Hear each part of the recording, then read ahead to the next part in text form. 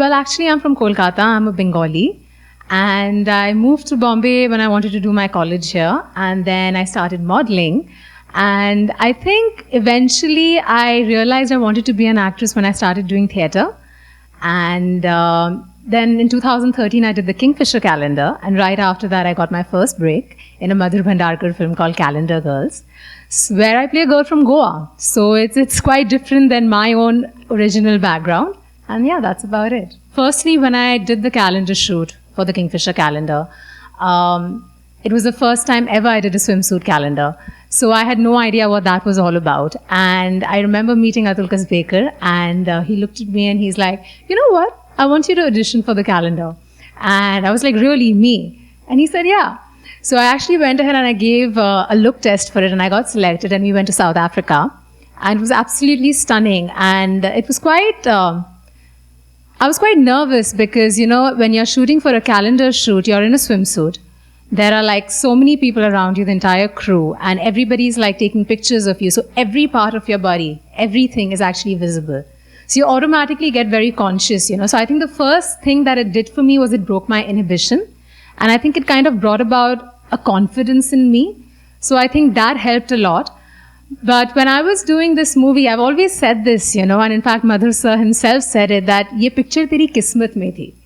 And I really feel that destiny brought Calendar Girls, the movie, to me because I did a calendar shoot. I am a calendar girl, and my first film is about a calendar girl. So when I started shooting for the film, I realized it's completely different. You're not a model anymore. You're expected to be an actor. You're given scenes and you're supposed to perform. And especially in a Madhur Bhandarkar film, there's a lot of importance given to acting and performance. And I think that makes it more interesting because, you know, it's not just about looking pretty.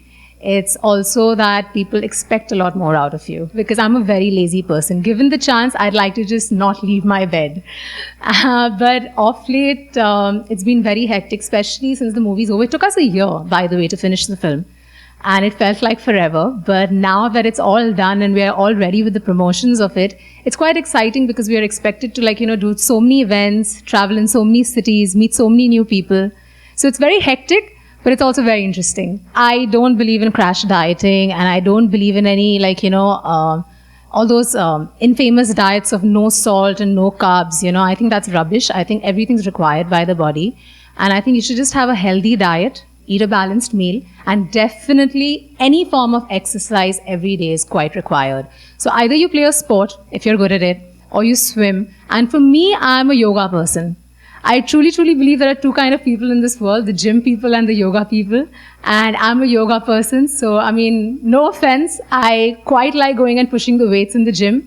But I feel using your inner body strength, and especially in these times, you know, where there's so much stress and, you know, there's so much happening in people's lives, I think yoga really helps in just bringing a balance into your system where you start looking good and you start feeling good. So it's not just about having a hot body. It's also about being healthy, having a certain glow in your skin and your hair. And yeah, and I'm glad that Modi ji is promoting yoga in India. That's the way to go. No, I'm single, and I'm quite happy being single, quite honestly. But yeah, it's not that I'm looking for somebody, but if it has to happen, I guess it will. I didn't know if I would get a first film, and Calendar Girls happened. And when I got Calendar Girls, I didn't even know if I'll get a second film. And then Triple X happened. So I think I've been very lucky. Touch wood, I have a lot of gratitude for whatever I have today. And I think I'm very grateful to Madhur sir for giving me my first break. And right after this, I remember I was called by Ken, and I went to the Balaji office to meet him, and I heard about the script of Triple X. I initially said no to it because I wasn't sure of, like, you know, coming from the background that I come from and the subject that it deals with, you know, I wasn't really sure if I could pull it off. I still remember Ken calling me back, and he said that you'd be a fool not to sign this film. And then when I heard the script, I was completely blown over. And also Balaji, it was always a dream for me to work with Balaji. I remember I used to, like, pass by their office, and I used to look at the office, and I used to be like, one day. You know, so I think it was also a dream come true. It's a great production house to work with. And I'm very happy I signed Triple X. It's a once in a lifetime opportunity. You'll know what I'm talking about when you see the film. It's very overwhelming, you know. I mean, I still don't really feel that I'm a celebrity in my head or anything of that sort. I'm not an airhead. I'm very grounded, and I just like working hard. That's about it. But it's really nice to be appreciated.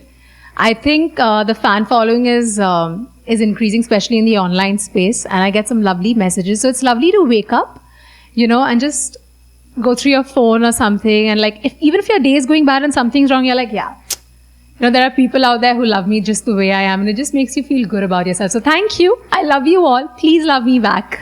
I'm a little pricey when it comes to going out on dates. You know, I don't really go out on dates that often. I think you need to really impress me for me to say yes to a date. But I like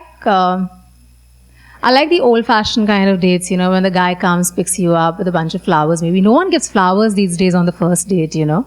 So I would like that. Probably go to a nice, quiet restaurant with candlelight where there's live music, have a nice conversation, a good bottle of wine, and then, you know, we'll shift it somewhere else. You never know. Depends on the guy. So, yeah.